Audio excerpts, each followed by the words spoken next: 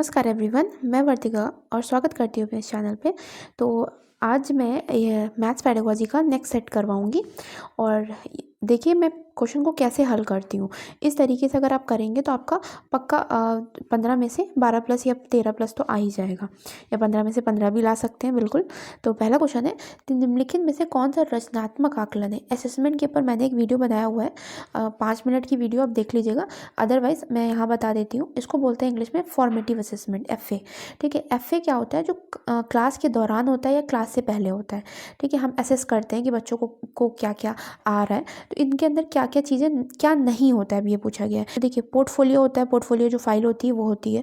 ठीक है, उपाख्यानात्मक अभिलेख, अभी प्रीवियस वीडियो में मैंने बताया था कि उपाख्यानात्मक अभिलेख वो होता है जिसको बोलते हैं इंग्लिश में एनेक्डोटल रिकॉर्ड। ठीक है, एनेक्डोटल रिकॉर्ड वो होता है जो डे बाय डे की प्रगति जिसमें लिखी जाती है बच्चों की, तो ये तो होता है उसमें। सत्रांत परीक्षा, देखिए अब सत्र के अंत में यानी कि सेशन के जो अंत में परीक्षा होती है वो समेटिव असेसमेंट में होती है। ठीक है, फॉर्मेटिव असेसमेंट में नहीं होती है। तो यही आपका आंसर हो गया, क्षेत्र भ्रमण होता है, इसका मतलब आंसर इसका क्या हो गया कि ये नहीं होता है। ठीक है, तो पहला क्वेश्चन है कि एक गणित की अध्यापिका ने अपनी कक्षा में एक प्रश्न रखा जिसमें वो कह रही है कि इन अंकों का उपयोग करके सबसे बड़ी संख्या बनाइए और सबसे छोटी संख्या बनाइए। अब आंसर हमको नहीं ढूंढना है, हमसे कह रहा है कि यहाँ पे जो छात्र के जवाब मिल रहे हैं, ठीक है, आपने जो संख्याएं बनाई हैं उनके अंकों के क्रम के बारे में सोचिए। मतलब जब वो छात्र जवाब देते हैं तो अध्यापिका कहती है कि आपने जो जो आंसर बताए हैं उसका क्रम बताइए कि क्रम कैसा है, क्यों इस तरीके से आपने अरेंज किया है ना। तो इस क्रियाविधि को लिखिए। तो इस निम्नलिखित कथनों में से कौन सा कथन उपयुक्त के संदर्भ में अति उपयुक्त है, यानी कि खूब सारे कथन, ये 4 कथन दे रखे हैं और हमसे पूछा जा रहा है कि क्यों ये अच्छा आंसर है। ठीक है, तो थोड़ा सा बड़ा क्वेश्चन था लेकिन अब ऐसे ही मिलेंगे आपको पेपर में।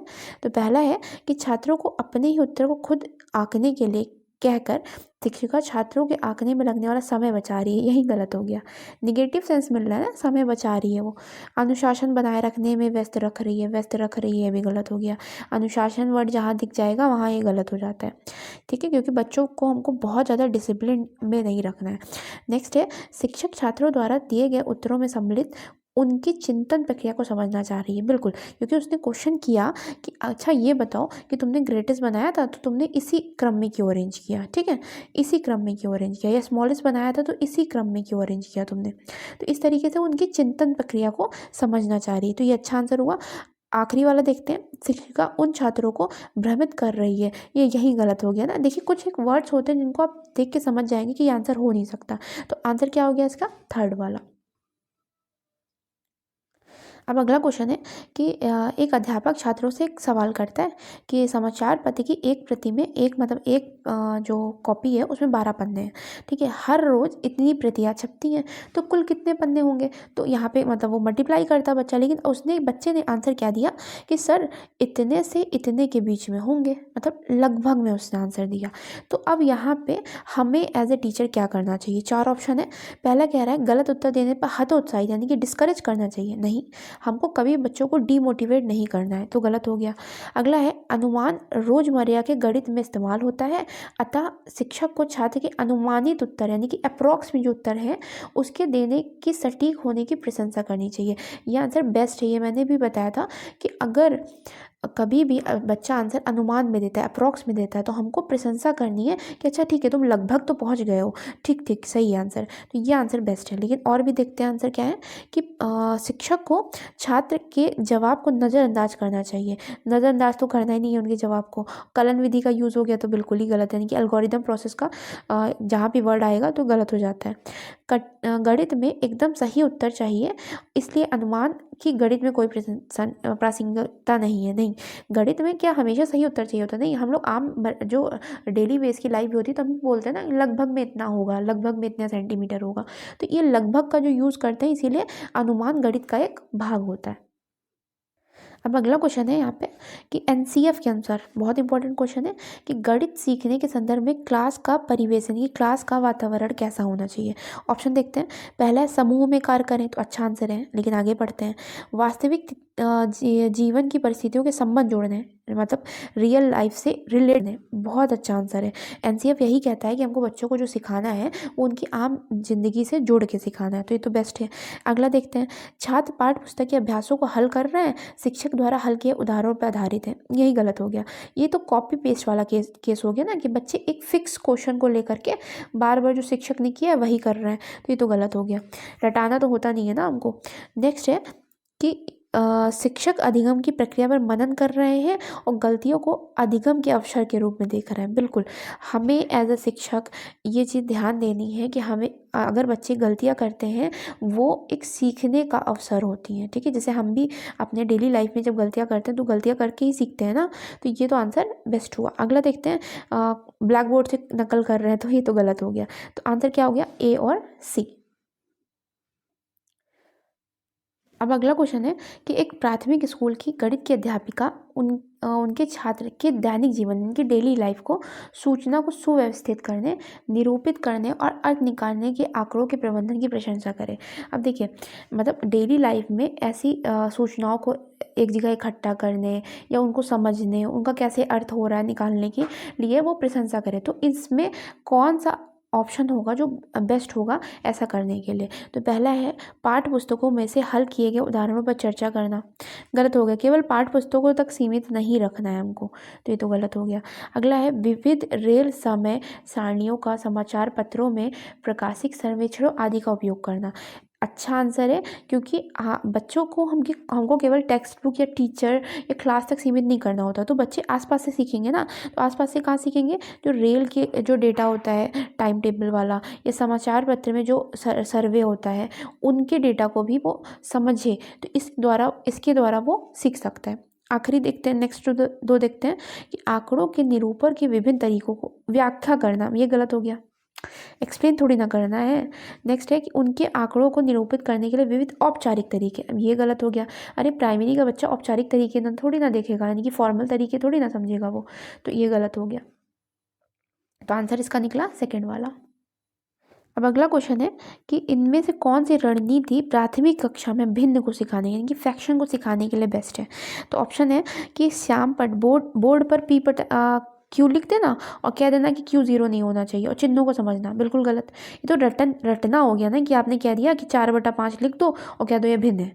नहीं, भिन्न का उदाहरण लिखना, फिर तब भिन्न को निरूपित करने के लिए संख्या रेखा पर बिंदु चिन्हित करना।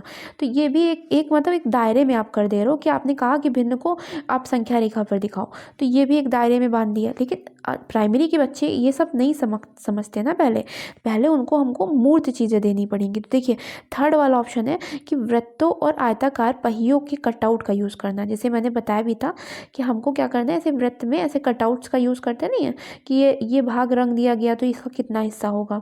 या आयत है, मान लीजिए ये आयत था, आयत का ये 2 हिस्से रंग दिए गए, तो कितना होगा, तो 2/4 होगा। इस तरीके से हम बच्चों को हमें सिखाना है। आखिरी वाला तो एकदम ही गलत हो गया। कह रहा है कि भिन्नों के 2 उदाहरण देना और छात्रों को उनको कॉपियों में 10 समान उदाहरण की कॉपी की पेस्ट करना, ड्रिल करवाना, तो ये गलत हो गया। दोहराव कराना हमेशा गलत हो जाता है वो। तो इसका आंसर होगा यही वाला, थर्ड वाला। अब अगला क्वेश्चन है कि गणित की अपनी शब्दों और चिन्हों की भाषा होती है। बिल्कुल, गणित के अपने अपने शब्द होते हैं, अपने चिन्ह होते हैं, जो कि छात्रों की दैनिक भाषा से बहुत दूर है। हाँ, ये भी सही है कि बच्चों की डेली लाइफ से तो वो दूर है, डेली लैंग्वेज से वो दूर है। लेकिन अब इनमें से कौन सा आंसर है जो कि बेस्ट है, उपयुक्त है इस कथन के संदर्भ में? तो देखिए, शिक्षक को विद्यार्थियों को गणित में इस्तेमाल की जाने वाले शब्दावली चिन्हों को स्मरण करना। गलत। ठीक है, बस टैग वर्ड देखेंगे आप गलत कर देंगे यहाँ से। शिक्षक को गणित समस्याओं को संदर्भित करना आ गया तो बेस्ट आंसर होता है। यानी कि हमको क्या करना है, कंटेक्स्ट में जोड़ना है। गणित की जो सिचुएशन है उनकी रियल लाइफ बेस्ड होनी चाहिए, और जीवन के अनुभव से जोड़ना, बिल्कुल उनके एक्सपीरियंस से जोड़ना, तो अच्छा आंसर है। आगे वाला देखते हैं हम लोग कि गणित की भाषा को सीखने में विद्यार्थियों की सहायता हेतु शिक्षक को केवल लग गया, यहाँ गलत हो गया। केवल नहीं होना चाहिए। इबारती प्रश्न वो होते हैं जो शब्द वाले प्रश्न आते हैं ना, कि अगर 1 पेन 5 का है तो 2 पेन कितने के होंगे, इस तरीके वाले। इस पे बल देना ये गलत होगा, केवल इस पे बल नहीं देना है हमको। शिक्षक को कक्षा में निम्नलिखित गणितीय चिन्हों सूत्रों के चार्ट को प्रदर्शित करना, ये भी गलत हो गया, क्योंकि एक तरीके से रटना सिखा रहा है। तो हमेशा जो रियल लाइफ बेस्ड होते हैं, यानी कि उनके जीवन से जोड़ते हैं, यही आंसर हो गया आपका। अब अगला क्वेश्चन है वैन हेले से। वैन हेले सिद्धांत जो मैंने अभी जल्दी ही डाला हुआ है, अब देख लीजिएगा, आता जरूर है हर शिफ्ट में। तो यहाँ कह रहा है कि 5वीं कक्षा की छात्रा है जो द्विम आकृतियों यानी कि 2D फिगर्स का उनके गुणों के आधार पर वर्गीकरण कर लेती है। मैंने यही लाइन एग्जैक्टली लिखी थी कि गुणों के आधार पर वर्गीकरण कौन से स्तर में होता है, विश्लेषण स्तर में होता है। अब इसी वक्त सारे स्तर समझ लीजिए। पहला होता है दृश्यीकरण, जिसको देखिए यहाँ पे बोला गया है पहचानना, ठीक है। अब इसीलिए कहते हैं इंग्लिश वाला याद किया करिए, विजुअलाइजेशन, ठीक। तो इसमें क्या होता है, बच्चे देख करके पहचान लेते हैं कि अच्छा 3 भुजाएं हैं तो त्रिभुज होगा, ये गोल गोल है तो ये क्या होगा, तुम्हारा वृत्त होगा। तो ये पहला स्तर होता है। दूसरा स्तर होता है गुणों के आधार पर वर्गीकरण करना। तीसरा स्तर होता है इनफॉर्मल डिडक्शन यानी कि निगमन, लेकिन कौन सा वाला, अनौपचारिक वाला। तो तीसरे स्तर में क्या होता है, इनफॉर्मल डिडक्शन में होता है कि बच्चे संबंध बनाने लगते हैं। तो जहाँ वर्ड आ जाएगा संबंध का, वहाँ पे इनफॉर्मल डिडक्शन हो जाएगा। फिर आता है फॉर्मल डिडक्शन। फॉर्मल डिडक्शन में बच्चे सूत्र या प्रमेय सिद्ध करने लगते हैं, ठीक है। और आखिरी आता है जिसको बोलते हैं कठोर वाला। तो कठोर वाले में क्या होता है कि बच्चे खुद से चिंतन करने लगते हैं, स्वयं सिद्ध करने लगते हैं। तो ये आपका सारे लेवल में एक क्वेश्चन को करते टाइम आपने उसी वक्त उस टॉपिक को ख़त्म कर दिया। यही तरीका होता है प्रीवियस ईयर पढ़ने का। अब देखिए अगला क्वेश्चन है, ये देखिए न्यूमैन से फिर आ गया, न्यूमैन त्रुटि विश्लेषण सिद्धांत। इसमें एक गणित का टीचर एक क्वेश्चन कर रहा है कि समीना अगर 9:10 पर सोने जाती है, ठीक है, और उसके 20 मिनट बाद कृति सोने जाती है, तो कृति कितने पे सोने गई, तो अगर 20 मिनट बाद जाएगी तो 9:30 पे जाएगी ना। लेकिन बच्चा आंसर देता है कि 20 पर सोने जाती है, यानी कि बच्चे ने जवाब दिया कि जो कृति है वो 20 बजे सोने गई। तो ऐसा तो आंसर वैसे होना ही नहीं चाहिए, लेकिन अब यहाँ पे कौन सा जो त्रुटि का स्तर है, क्योंकि न्यूमैन के 5 स्तर होते हैं। अब इसी वक्त क्लियर करिएगा। पहला स्तर होता है कि बच्चे गलतियाँ कहाँ करते हैं, पढ़ने में यानी कि रीडिंग में। दूसरा स्तर होता है समझने में यानी कि अंडरस्टैंडिंग में। तीसरा स्तर होता है कि ट्रांसफॉर्मिंग, उस क्वेश्चन को लिखने में जब चिन्ह चिन्ह रखते हैं, ठीक है। चौथा स्तर होता है प्रोसेसिंग करने में, उसको जब सॉल्व करते हैं। और पांचवा स्तर होता है जब उत्तर मिलने में, जब उत्तर मिलता है तो उस टाइम पे, ठीक है। इस तरीके से आप यहाँ समझिएगा। तो यहाँ हम ऑप्शन से एलिमिनेट करते हैं, ये कोई त्रुटि होती नहीं उनके अनुसार, लापरवाही की त्रुटि उनके अनुसार कुछ भी नहीं है।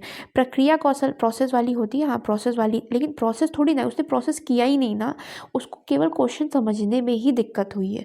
पढ़ने में भी दिक्कत नहीं हुई, पढ़ तो लिया आराम से उसने, लेकिन समझने में दिक्कत हुई कि उसको समझ में नहीं आया कि 20 मिनट बाद कह रहा है वो, ठीक है। उसने समझा 20 बोला है तो 20 ही हो जाएगा। तो यहाँ पे हो जाएगा अंडरस्टैंडिंग एरर।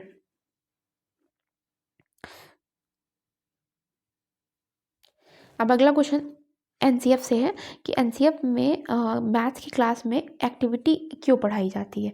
तो पहला है कि आजीविका कमाने के लिए, कि वो पैसा कमा सके। ऐसा थोड़ी ना है कि आप प्राइमरी क्लास में एक्टिविटी बेस्ड इसलिए करवाते हैं कि वो पैसा कमाए, गलत हो गया। अर्थपूर्ण समस्याओं को हल करने यानी कि मीनिंगफुल समस्याओं को हल करने और सुलझाने के लिए प्रोत्साहित करना, अच्छा आंसर है। कि बच्चों को कि वो आसपास जो चीज़ें हैं उनको भी वो सॉल्व करने में सक्षम बन सके। अमूर्त संकल्पना, अब यहाँ देखिए गलत मत करिएगा क्योंकि आगे पढ़िए। अमूर्त जो कॉन्सेप्ट है उनको समझने के लिए मूर्त अनुभव उपलब्ध कराता है। जब हम एक्टिविटी कराते हैं तो उनके सामने मूर्त एग्जाम्पल होगा ना, और गणित का नेचर कैसा है, अमूर्त है, तो मूर्त से अमूर्त की ओर वो जाएंगे ना, इसीलिए ये अच्छा आंसर है। अगला है केवल यह प्राथमिक कक्षाओं के बच्चों को मनोरंजन का समय उपलब्ध कराता है। ऐसा नहीं है कि वो केवल एंटरटेनमेंट के लिए है। तो इसका बेस्ट आंसर क्या हो जाएगा, बी एंड सी। अब अगला क्वेश्चन कह रहे हैं गणितीय दुश्चिंता। दुश्चिंता का मतलब होता है एंग्जाइटी, ठीक है। तो एंग्जाइटी नहीं, कुछ बच्चे ऐसे होते हैं नहीं जिनको बहुत मैथ से बहुत दिक्कत होती है, तो अगर उससे कोई बच्चा परेशान है तो उसके लिए कौन सा असेसमेंट अच्छा होगा। तो ऑप्शन देखते हैं, मानक संदर्भिक आकलन, ठीक है। स्टैंडर्ड आकलन हमको नहीं करना है, ठीक है। ओबियसली प्राइमरी स्तर पे तो बिल्कुल ही नहीं करना है। अगला है संयोगात्मक अधिगम परियोजना, यानी कि थोड़ा सा इंग्लिश देखती हूँ मैं, इसको कहते हैं कोऑपरेटिव लर्निंग प्रोजेक्ट, यानी कि हाँ ये अच्छा आंसर है। क्योंकि मतलब कोऑपरेटिव लर्निंग यानी कि वो प्रोजेक्ट्स को लेना जिसके द्वारा वो सीख सके थे, मतलब डिफरेंट टाइप के जो प्रोजेक्ट्स होते हैं उनका यूज़ करना, तो ये अच्छा हो गया। योगात्मक आकलन, योगात्मक आकलन अच्छा नहीं माना जाता, ठीक है। योगात्मक आकलन में होता है मतलब एक अगर उसके सामने अगर फॉर्मेटिव असेसमेंट है तो वो बेस्ट होता है। योगात्मक आकलन जो सत्र के अंत में होता है, सेशन के अंत में होता है, जो हाफ ईयरली या जो एनुअल एग्जाम होता है ना, उनको बोला जाता है। रचनात्मक आकलन को बोलते हैं एफए। ये क्लास के दौरान होता है या क्लास से पहले होता है। इसमें बच्चे की प्रगति देखी जाती है। तो ऑब्वियसली इसका आंसर क्या हो जाएगा, बी और डी। अदरवाइज आप एलिमिनेट कर सकते थे कि रचनात्मक आकलन तो होना ही होना है, अगर अच्छी चीज़ मांगी जा रही है तो डी वाला हमको इसमें दिख रहा था, इसीलिए ये आंसर हो जाएगा। अब अगला क्वेश्चन है कि एक छात्र है जो कि ऐड के लिए 3 में 9 जोड़ना है। तो उंगलियों पे जैसे हम लोग नहीं करते थे, उंगलियों में 4 5 6 7 ऐसे करके वो जोड़ रहा है, ठीक है। फिर क्या कर रहा है, 9 में 3 जोड़ना है, फिर से वो उंगलियों का यूज़ कर रहा है। तो यहाँ पे कौन सा कथन अति उपयुक्त? अगर आप यहाँ वाला कॉन्सेप्ट देखेंगे तो मैंने इस पर एक वीडियो बनाई भी है, जहाँ पे मैंने properties of addition, multiplication, division, subtraction बताए थे। मैंने बताया था अगर 3 में 9 जोड़ो या 9 में 3 जोड़ो, दोनों सेम आएगा। किस प्रॉपर्टी के तहत? जिसको बोलते हैं कम्यूटेटिव प्रॉपर्टी, जिसको हिंदी में कहते हैं क्रम विनिमय नियम, ठीक है। अब यहीं पे हमको दिख रहा है कि छात्र योग पर आधारित समस्या समाधान के योग के क्रम विनिमय यानी कि कम्यूटेटिव प्रॉपर्टी का इस्तेमाल नहीं कर पा रहा है, ठीक है। ये आंसर हो गया। अदरवाइज अगर आपको नहीं आता था तो आप एलिमिनेट कर सकते थे। यहाँ वर्ड आया उपेक्षा की जानी चाहिए। उपेक्षा का मतलब होता है इग्नोर करना। इग्नोर करना कभी भी आंसर हो ही नहीं सकता, ठीक है। हतोत्साहित करना मतलब डिस्करेज करना, ये भी आंसर नहीं हो सकता कि हम बच्चों को मना करें कि आप उंगली पे क्यों गिन रहे हो, ठीक है। योग पर आधारित प्रश्नों को हल करने की उपयुक्त कलन विधि है। अब ये बता रहा है कि ऐड करने के लिए केवल यही एक प्रोसेस है जो कि सॉल्व करने के लिए एल्गोरिदम ये बेस्ट है। तो ये भी गलत हो गया कि यही थोड़ी ना होता है प्लस को ऐड मतलब योग को सॉल्व करने के लिए। यहाँ पे बच्चे के साथ क्या दिक्कत है कि वो कम्यूटेटिव प्रॉपर्टी का यूज़ नहीं कर पा रहा है। अब अगला क्वेश्चन है कि गणित में समस्या समाधान की रणनीति नहीं है। मुझे तो पहले दिख गया, रटकर याद करना और स्मरण करना। जहाँ पे भी रट कर आएगा वो तो नहीं होगा, लेकिन इसका मतलब ये होती हैं, तो इनको भी आपको एक अपने माइंड में रखना है कि प्रयास और त्रुटि होती है, मतलब प्रॉब्लम सॉल्विंग स्किल, ठीक है। चित्रात्मक निरूपण यानी कि ग्राफिकल रिप्रेजेंटेशन होती है। पश्चिगामी रूप से हल करना यानी कि सॉल्विंग बैकवर्ड, ये सारी होती हैं। तो रटकर और स्मरण करना नहीं होती हैं। अगर आप इस तरीके से पढ़ते हैं तो आपका पक्का श्योर मतलब आपका क्लियर हो जाएगा। लेकिन आप श्योरिटी के साथ इसको मल्टीपल टाइम देखिएगा, ठीक है। एग्जाम से पहले जैसे मैं करवा रही हूँ वैसे ही उनको सॉल्व करिएगा, तो आपका श्योरिटी से पेडागोजी तो क्लियर हो जाएगी। अब अगला क्वेश्चन है कि यहाँ पे एक छात्र कहता है कि पूर्णांकों का यानी कि इंटीजर्स का एक जोड़ा लिखिए जिसका योग माइनस आए। तो देखिए कितने आंसर हो सकते हैं। मान लीजिए -3 और -5, इनको सॉल्व करेंगे, अगर इनका जोड़ करेंगे तो -8 आएगा ना, ठीक। निगेटिव आना चाहिए हमारा। फिर अगर हमने किया -4 और -6, सॉल्व करेंगे कितना आएगा, -10 आएगा।